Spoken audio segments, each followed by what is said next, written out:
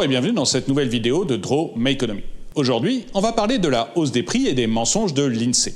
Parce que je ne sais pas si vous avez remarqué, mais les prix ont terriblement augmenté. C'est bien simple, pour m'en sortir maintenant, moi je suis obligé de jouer au loto. La dernière fois, par exemple, j'ai joué la date de naissance de mon ex-femme, celle de sa mère et celle de ma fille. Eh bien, je n'ai pas eu un seul numéro de bon. Pas un. C'est vraiment une famille d'imbéciles. Bref, les prix ont énormément augmenté. Alors, l'INSEE nous dit plus 2,9% en rythme annuel, mais moi, je ressens un peu plus que ça, je ressens aux alentours de 5. Et ça m'avait déjà fait le coup l'année dernière, en 2020. L'INSEE avait dit que les prix n'avaient pas augmenté, ou quasiment pas, plus 0,5%, mais moi, j'avais plutôt ressenti une hausse aux alentours de 2,5%. Et pourtant, on ne peut pas dire que l'INSEE ne met pas les moyens dans la recherche des prix. Il y a 160 000 articles référencés dans 27 000 points de vente répartis sur toute la France. Et puis, en plus, il y a 500 000 prix qui sont relevés sur Internet. Et depuis 2020, l'INSEE passe à la loupe les caisses des magasins. Bref, ils semblent mettre le paquet. Alors, pourquoi ils obtiennent une inflation aussi faible? Certes, c'est la plus forte depuis 2008, mais pourquoi ils obtiennent une inflation aussi faible, 3%, alors que moi, je ressens plutôt 5%. Est-ce qu'ils sont aux ordres du politique, un gouvernement qui voudrait faciliter sa réélection? Eh bien, en fait, j'ai tout compris hier en allant chez un ami. Je crois que je vous ai déjà parlé de Roger. J'ai plus de bière dans le frigo. Eh bien, j'étais pas chez Roger, j'étais chez son cousin, Jérémy. Jérémy des bières dans le frigo. Jérémy, c'est un quarantenaire comme moi, il est marié, il a 2 enfants. Ça fait 20 ans qu'il aime la même femme, ne le dites pas à son épouse, elle le tuerait. Et il vient d'acheter son appartement. Jusqu'ici, la famille de Jérémy était locataire. Il payait 1 300 € par mois de loyer. Mais Jérémy s'est aperçu qu'il pouvait acheter un appartement et rembourser à sa banque 1 300 € par mois. Bref, ça lui coûtait pas plus cher de devenir propriétaire que d'être locataire. Et il en a profité. Seulement pour l'INSEE, ça change tout. En tant que locataire, les 1 300 € par mois que payait Jérémy, eh bien, c'était un acte de consommation. Mais en tant que propriétaire, c'est un investissement. Du coup, ça ne rentre plus du tout dans le panier de l'INSEE. Et ça ne rentre donc pas dans la hausse des prix calculée.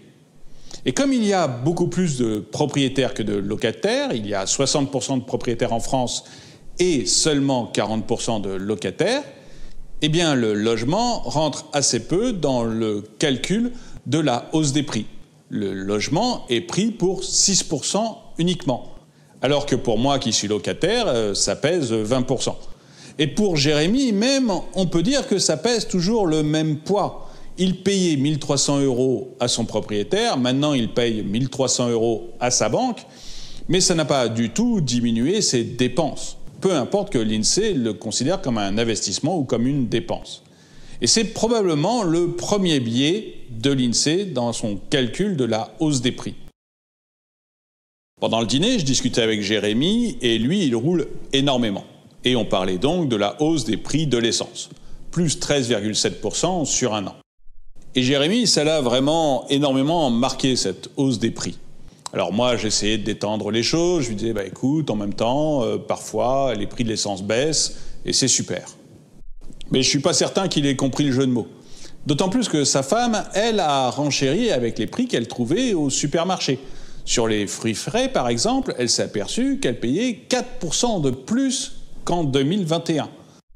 Bref, ces prix qui ont fortement augmenté, ça les a beaucoup marqués.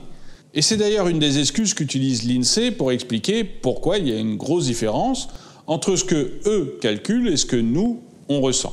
On serait beaucoup plus marqué par les hausses de prix importantes et on ne verrait pas les baisses de prix comme ceux, par exemple, des téléphones portables qui ont baissé de 3% ou de tous les équipements audiovisuels qui ont baissé de presque 6% en un an. Et c'est là qu'on rentre dans un autre biais de l'INSEE, parce que quand j'ai dit ça à Jérémy, il m'a dit qu'il n'y croyait pas une seconde. Il m'a expliqué pourquoi. Jérémy, à la maison, il a un ordinateur dont il se sert, parfois pour aller sur Netflix, parfois pour envoyer des emails, et puis de temps en temps pour faire ses comptes sur un tableau Excel. Bon, et son vieil ordinateur, qui avait 4 ans, il a planté. Du coup, Jérémy a dû aller en acheter un autre. Bien, il s'est bien aperçu que l'ordinateur qu'il achetait, il lui coûtait quasiment le même prix que l'ancien. Le prix n'avait pas du tout baissé. Il a payé le même prix, un PC avec Microsoft à l'intérieur. Quand il l'a allumé, ça a planté. De toute façon, quand Microsoft vendra quelque chose qui ne plante pas, ce sera des clous. Et il se sert du même tableau Excel, envoie les mêmes mails et regarde toujours Netflix. Bref, pour lui, il ne voit pas comment on peut expliquer que le prix des ordinateurs ont baissé. Mais justement, pour l'INSEE, ce n'est pas du tout le même ordinateur. L'ordinateur que vient d'acheter Jérémy est beaucoup plus puissant que l'ordinateur qu'il avait acheté il y a 4 ans. Et du coup, l'INSEE estime que s'il paye le même prix pour un ordinateur beaucoup plus puissant, eh bien en fait il l'a payé moins cher. Et ce serait la même chose si Jérémy avait changé de voiture. Les voitures actuelles sont beaucoup plus puissantes et ont beaucoup plus d'options que les voitures d'il y a 20 ans. Et du coup, si Jérémy change sa vieille voiture, même s'il y consacre le même budget, eh bien l'INSEE considérera que le prix réel a baissé, parce que la voiture est plus puissante ou plus technologique que l'ancienne. Peu importe si Jérémy n'utilise pas toute cette technologie et toute cette puissance. Peu importe si sur son ordinateur, il fait toujours de l'Excel, des emails et du Netflix. Et comme on était sur le sujet des dépenses technologiques, eh bien Jérémy m'a dit qu'il avait dû acheter un téléphone à sa fille pour qu'elle reste en contact avec ses copines. Et ça lui fait un abonnement de plus à payer.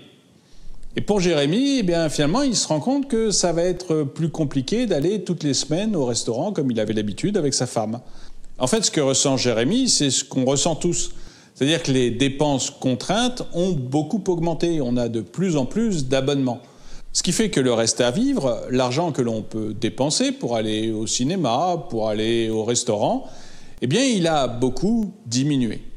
Et dans le cas de Jérémy, que son reste à vivre ait beaucoup diminué, eh bien, ça lui donne l'impression d'avoir moins d'argent. En fait, c'est de l'argent qu'il dépense différemment. Mais du coup, il a vraiment l'impression qu'il y a une hausse des prix beaucoup plus importante qu'elle ne l'est vraiment. En fait, moi, je ne pense pas que l'INSEE nous mente. Je pense que le problème, c'est le choix méthodologique. Et ça, on le voit vraiment quand on compare ce que fait l'INSEE avec, par exemple, l'Europe. L'indice des prix à la consommation harmonisé, l'IPCH, qui est en fait un indice des prix qui est calculé par l'Europe, eh bien pour la France, il montre une augmentation des prix de 3,3%. Donc on voit que deux organismes extrêmement sérieux, l'INSEE et l'organisme européen, obtiennent des hausses des prix différentes. Plus 2,9% pour l'INSEE, plus 3,3% pour l'organisme européen. Et qu'en fait, tout ça, ça dépend de la méthodologie qu'on utilise.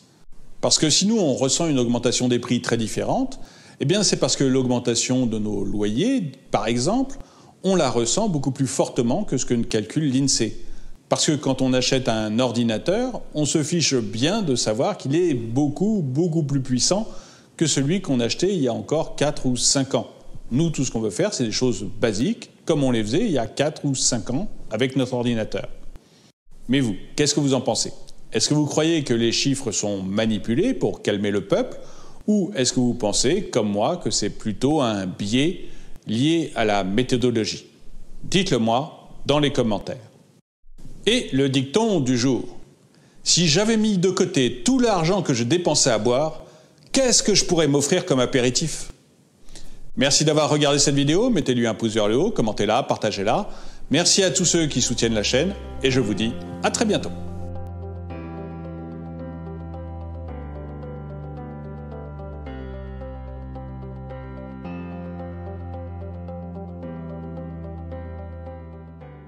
Je voudrais revenir sur un mot, c'est la fameuse théorie du complot, là. C'est un complotiste.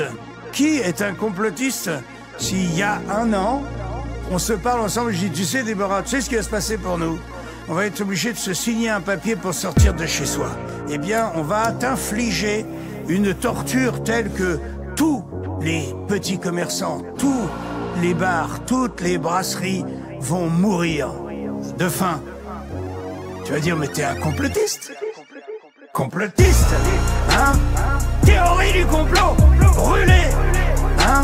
Sur le bûcher, complotiste, hein? Théorie du complot, brûlé. Jean-Marie. Ouais, sur le bûcher. Il ne faut pas porter de masque, c'est dangereux, dangereux. 3 semaines après, il faut porter un masque, c'est obligatoire.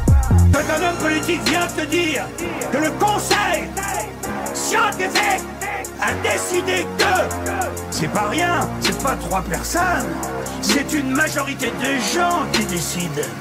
Jean-Marie. Complotiste, hein?